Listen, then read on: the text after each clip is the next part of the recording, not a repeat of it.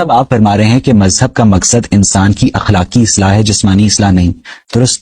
حضرت بات یہ ہے کہ جب حضرت عیسیٰ کا واقعہ قرآن مجید میں ہمیں ملتا ہے کہ وہ برص کے مریض ٹھیک کر دیتے تھے، وہ اندھے پن کو دور کر دیتے تھے، تو اس کا مطلب ہے کہ اہل مذہب انسان کی جسمانی اصلاح کو بھی ٹریٹ کر رہے ہیں؟ نہیں، وہ معجزات تھے. وہ سیدنا مسیح علیہ السلام ایک ایسی قوم کی طرف مبعوث ہوئے جس قوم پر خدا کا عذاب آنے والا تھا. اس سے پہلے ان کو غیر معمولی معجزات دیے گئے، ان میں یہ معجزہ بھی موجود تھا. یہ نہیں کہ وہ کوئی طبی طریقہ انہوں نے ایجاد کیا تھا یا کوئی علم ایجاد کیا تھا جس سے یہ کام کرتے تھے، وہ خدا کے اذن سے کرتے تھے. اس میں تو دیکھیے یہ بیان ہوا ہے کہ وہ مٹی کی ایک مورت بناتے تھے، ينفخ فيه، اس میں پھونک دیتے تھے، وَيَكُونُ طَيْرًا بِإِذْنِ اللَّهِ، اور وہ ایک پرندہ بن کے اڑ جاتا تھا.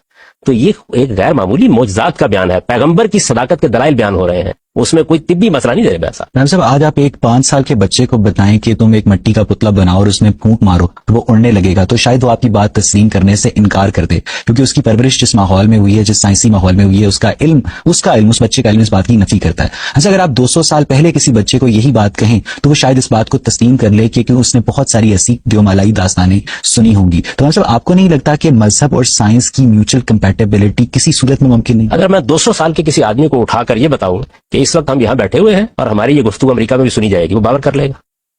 یہ جو معجزہ اب ہو گیا ہے 200 سال بعد، یہ ذرا 200 سال پہلے کے آدمی کو بتائیے. یہ تو آپ کی سائنس نے کر ڈالا ہے. میں نے 200 سال پہلے کا ذکر کیا کہ آپ اس بچے کو بتائیں کہ ایک مٹی کا پتلا پھونک مارنے پہ اڑنے لگا. آپ جو بات کر رہے ہیں وہ 200 سال آگے کی بات کر رہے ہیں. میں جو بات کر رہا ہوں میں 1800 سال پیچھے لے کے جا رہا ہوں، جو حضرت مسیح کا زمانہ تھا. 1800 سال کے بعد یعنی بھی وہ بچہ تسلیم نہیں کر رہا. اس میں تو یاد کر رہا ہوں کہ 1800 سال پیچھے لے جائیے اور ذرا موجودہ سائنسی حقائق تسلیم کروا کے دکھا دیجیے مجھے. یہ تو انسان کی کمزوری ہے کہ وہ بعض اوقات اپنے حاضر علم میں گرفتار ہو جاتا ہے.